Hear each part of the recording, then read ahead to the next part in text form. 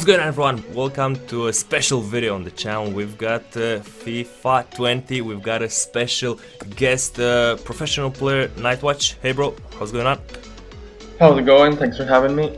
Yeah, thank you for accepting the invite. We're gonna talk with him a bit about FIFA 20. You were at the EA headquarters testing the game?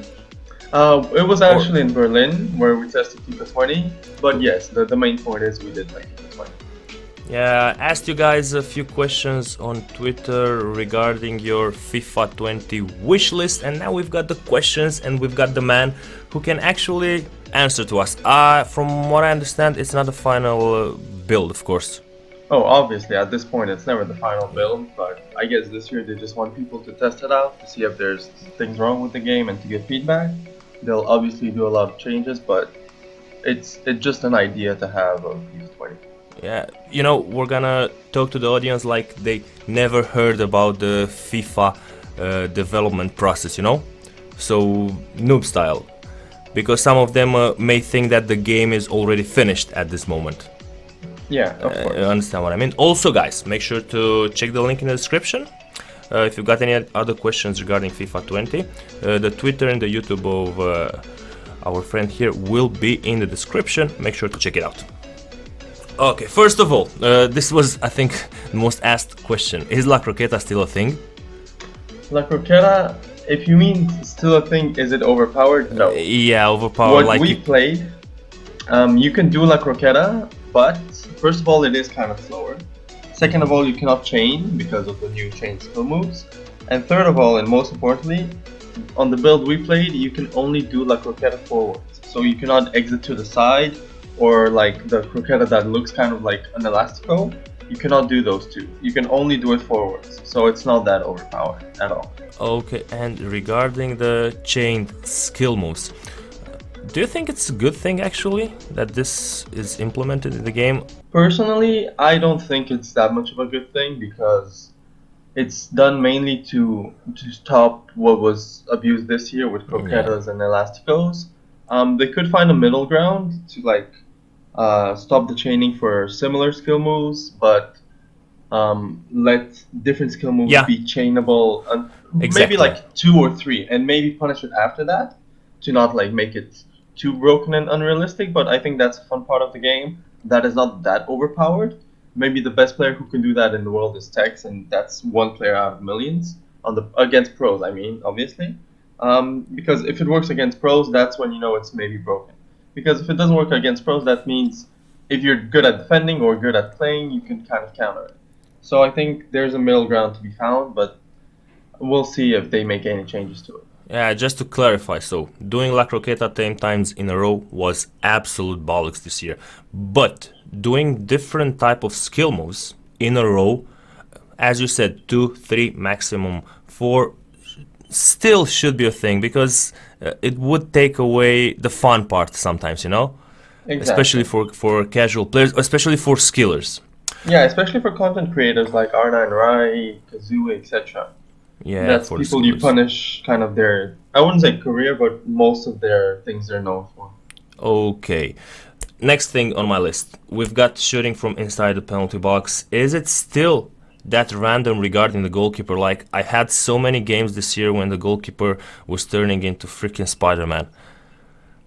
Well, 2 things regarding this. First of all, you mentioned goalkeeper. The goalkeeper is, you can still move him, but very, very slow, and you cannot move him backward. Well, back to the other direction. So if you move him left, if you've committed to one side, it's over. And even then, you haven't fully committed, because if you move left and I, for example, do a ball roll or like a nice touch and finesse it in the same corner, sometimes it still goes in. So even that, it's, if you play someone who attacks and finishes well, chances are you're gonna score. With finishing, from what I've noticed on head-to-head, is finishing was pretty much consistent. I don't remember a scenario where I took a finesse or a regular shot that didn't go in. Maybe driven shots were better than FIFA 19, but they were not as good as FIFA 18. 18, okay. So I think they were kind of in the middle. They weren't perfectly consistent, but because after all, we're used to putting power on the shots, so maybe, like, obviously the more power, the less accurate. So, but it was, I mean, we know it's not difficult, but it was better than 19, and it's a lot more rewarding getting in the box and just shooting from clear chances. Cool, cool. How's the game speed? I Well, mean, is it more for possession style or more for a fast player? What's your thought about it? I mean, it's pretty much impossible to say because we did play head to head, right? And we all know that foot with chemistry and with players and just different It's game gonna be mode, different, yeah. the speed is it's quicker. So I don't know when it's quicker if it's still gonna be slow, if it's gonna be quicker, etc. So this is I can't say anything because it's impossible to tell. One thing I'm dying to hear. When you go one on one, let's say from 30, 40 meters, and you've got a fast striker, can a slow defender still catch you like used to happen in FIFA 19? Because it was so annoying for a lot of people. No, that is not possible anymore. Mostly, and they have explained this because if you have a good player with good pace, he's gonna Okay. break through most of the times. I mean, he will break through not as good as a good player with good pace and good dribbling because he can dribble better, so he loses less speed when dribbling. It makes sense. Okay, yeah, Um, exactly. so that's what they've well implemented this year to be different than 19, I guess.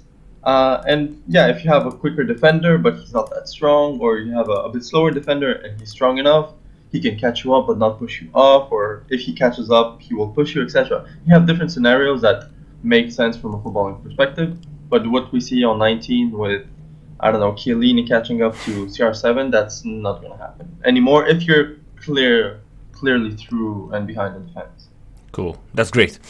Next, we've got free kicks. I've seen they have a new system. Was it implemented in the game when you tested it?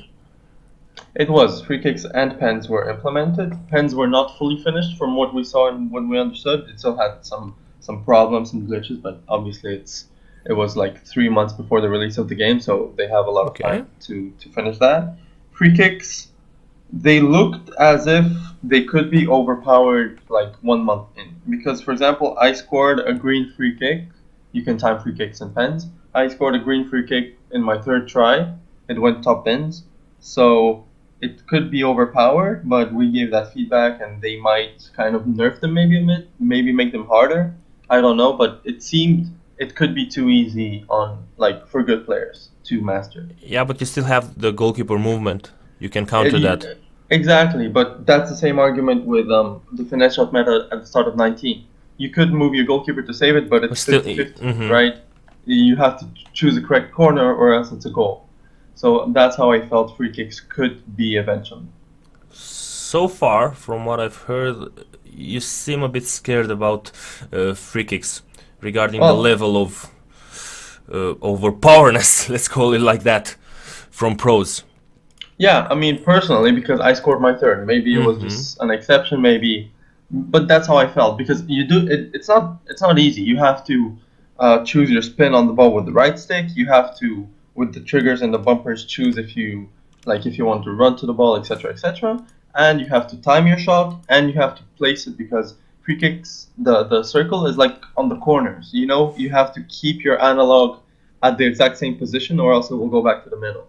So Okay, so it's so similar a bit to the corner kicks when you had to pinpoint exactly the target. exactly, that's how it The, is. So it's not that mhm, easy, but eventually, when you get used to one thing then another, it could be kind of easy to master 1 month in. But mhm. that's for the pros. So we don't know if it's going to be overpowered or not. But that's the feedback I gave personally, and it's up to them to maybe see statistics upon release or whenever they can and decide if they want to patch it or not. Got it. Also, I've seen that EA lately has been very fast with the patches. Last year we've had, I don't know, 15 of those. They didn't solve it from the beginning, but at least they solved it. I think from FIFA 20 they will be very, very fast into patching these overpowered things. Three topics left: AI defending, AI blocks, and kickoff. These were ones of the biggest problems, at least for me, in FIFA 19. The AI defending, blocks, and the kickoff glitch. Even though some are saying kickoff glitches don't exist, I think it's there. What do you think about it? I mean, kickoff glitch literally cost me the biggest game of my life, partially. So don't ask me about it. Oh, okay, okay. How about it in FIFA 20?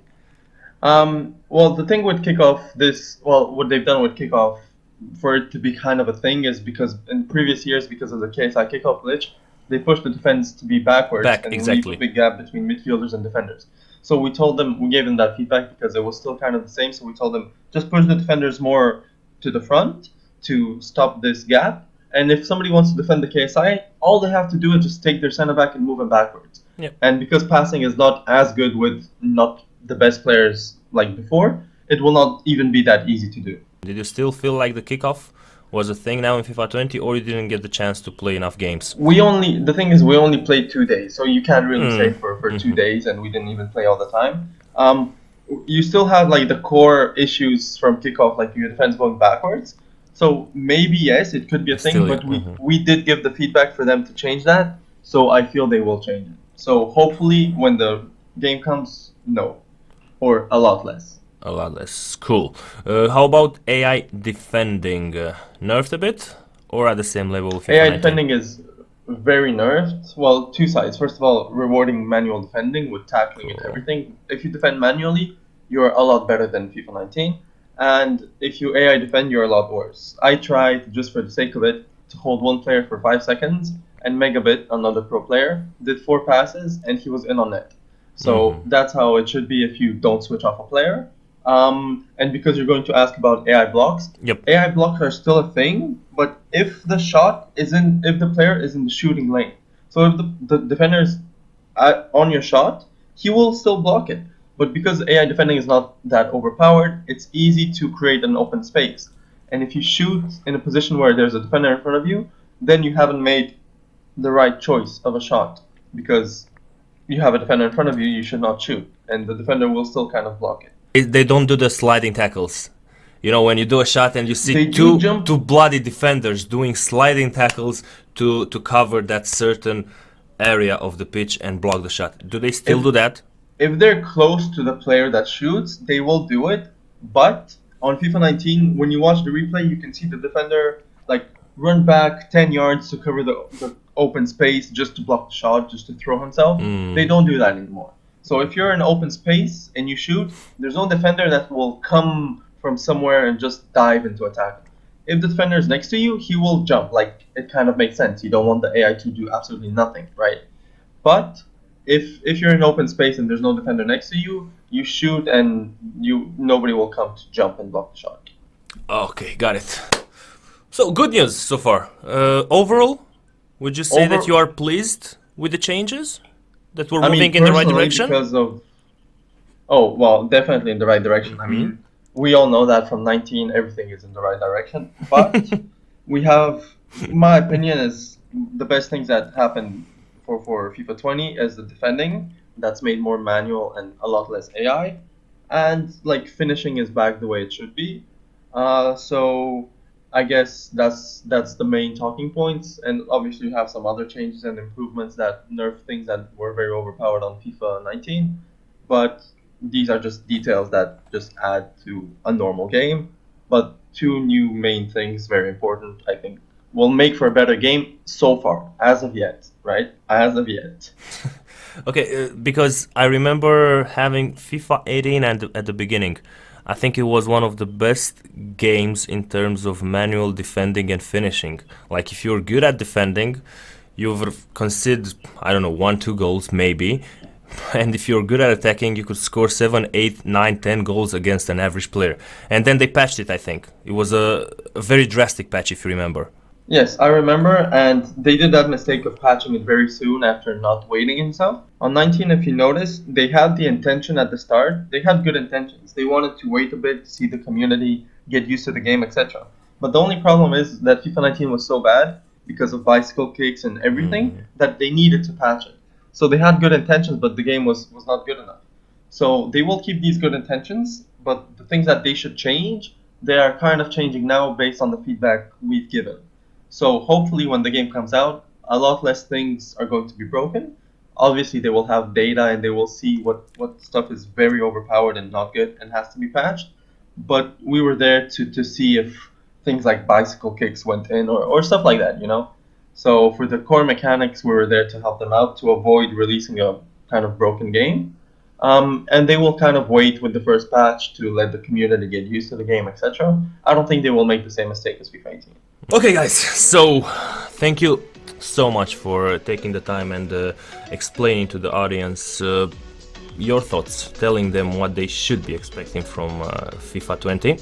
Guys, don't forget to drop a like at the video, check the link in the description for the Twitter and the YouTube channel of Nightwatch. Do you answer questions over there on DMs? I have a Twitter post that is specifically dedicated to FIFA exactly. 20.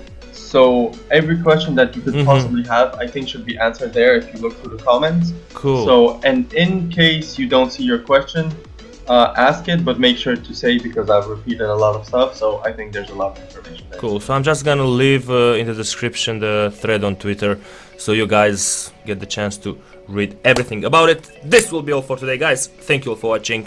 See you guys later. Bye bye.